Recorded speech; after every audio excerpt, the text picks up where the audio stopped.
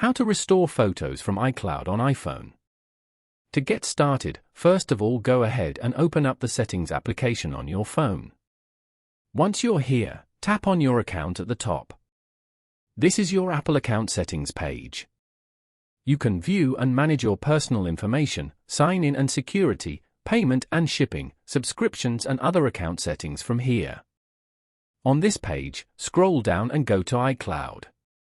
Here, you can view your iCloud storage and all the apps that are currently synced to iCloud.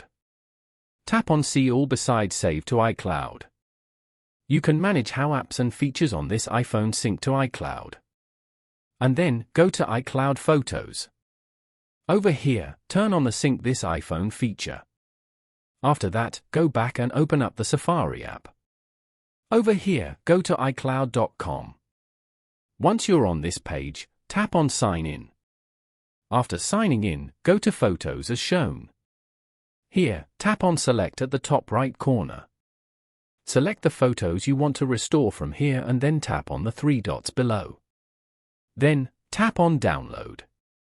Tap on Download again to confirm. Following these steps, you can easily restore photos from iCloud on iPhone.